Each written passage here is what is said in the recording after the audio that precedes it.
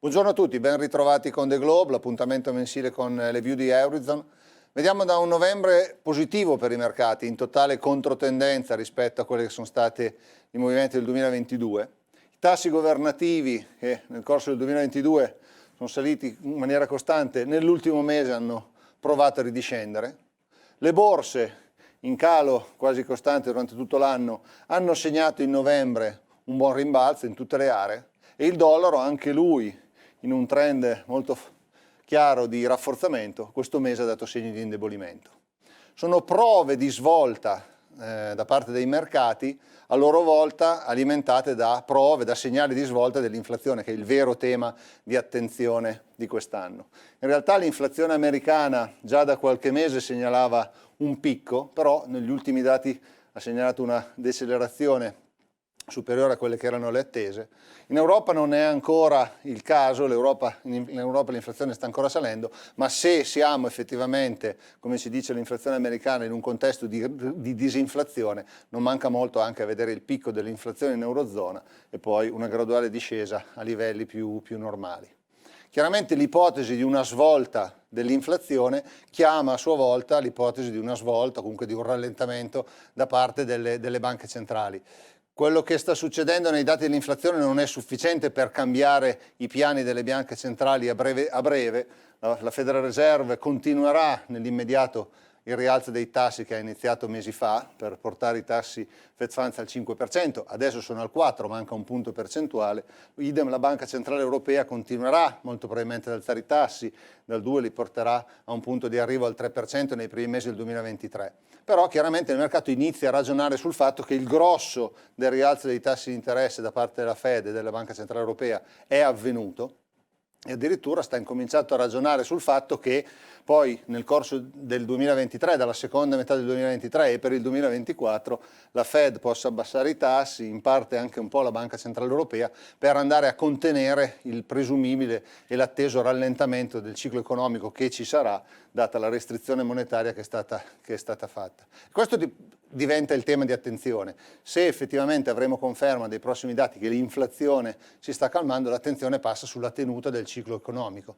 Va detto che il rallentamento economico è già in atto, è un rallentamento che è una normalizzazione dopo la forte ripartenza post-Covid, però in questo momento il consenso è che la crescita economica, tanto negli Stati Uniti quanto in Eurozona, andrà nel 2023 a sfiorare lo zero per poi ripartire a un livello più moderato, appunto nella seconda metà del 2023 e nel 2024. Chiaramente queste sono le aspettative attuali del mercato, la domanda è se effettivamente sarà un rallentamento dolce o se c'è il rischio di un rallentamento duro, di un rallentamento più brusco. Questo sarà il tema di attenzione dei prossimi mesi.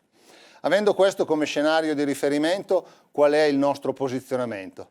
Allora, sul mercato obbligazionario, come si diceva, i tassi, soprattutto a lunga scadenza, sono già scesi rispetto ai massimi che avevano registrato un mese e mezzo fa. La curva americana è fortemente invertita ed è leggermente invertita anche la curva europea. Rimangono dei livelli dei tassi nominali, tanto negli Stati Uniti quanto in Eurozona, che consideriamo attraenti. Perché che il contesto sia di rallentamento dolce o che il contesto sia, ancora a maggior ragione se vogliamo, di rallentamento brusco, i mercati obbligazionari offrono un profilo rischio-rendimento interessanti. Siamo sovrappesati di titoli governativi americani ed europei. Sulle attività obbligazionarie un po' più di rischio continuano a piacerci, ci piacciono in questo contesto le obbligazioni investment grade, che sono quelle a maggior merito di credito. Gli spread sono saliti a dei livelli interessanti nel corso dei mesi scorsi, comparabili con precedenti episodi di crisi e di incertezza di mercato. Questo mese sono un po' ridiscesi ma rimangono interessanti, quindi il livello assoluto dei rendimenti più lo spread delle obbligazioni investment grade ci piace, anche in questo caso siamo sovrappesati di questo tipo di attività. Andando sui mercati di rischio, sulle attività più di rischio, anche in questo caso dal punto di vista valutativo le attività di rischio sono interessanti, hanno fatto male quest'anno e quindi hanno accumulato valore, in termini di un accumulo graduale possono essere interessanti, in termini di una chiamata direzionale di ripresa del mercato rialzista dovremo ancora valutare e attendere una validazione della tenuta del ciclo economico, quindi obbligazioni a yield, che sono quelle a minor merito di credito, credito, gli spread sono saliti, avevamo già notato, non sono però in questa crisi arrivati a dei livelli estremi simili a quelli di crisi precedenti, quindi sono livelli interessanti, ma che appunto per un graduale accumulo non possiamo escludere che nell'ipotesi di un rallentamento duro dell'economia globale gli spread possano rimanere volatili e eventualmente salire ulteriormente. Per quanto riguarda i mercati azionari, le considerazioni sono simili, anzi valgono in maniera rafforzata. Le valutazioni complessive dei mercati azionari rispetto ai livelli che avevano raggiunto alla fine del 2021 e da dove è iniziato la discesa sono delle valutazioni interessanti, soprattutto per l'Europa e i paesi emergenti.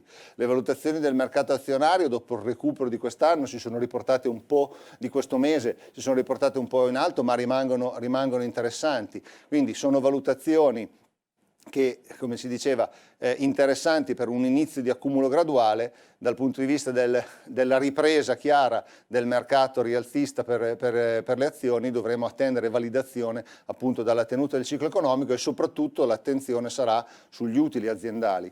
Gli utili aziendali hanno già iniziato a rallentare, in previsione di un ciclo economico appunto che andrà a rallentare. La revisione degli utili aziendali da parte degli analisti è già in corso, non è lontanissima da picchi verso il basso di revisioni in momenti di rallentamento economico. Non possiamo escludere che ci sia un'ulteriore revisione al ribasso degli utili aziendali a fronte appunto di un rallentamento economico più pronunciato delle attese. Infine uno sguardo sui mercati valutari.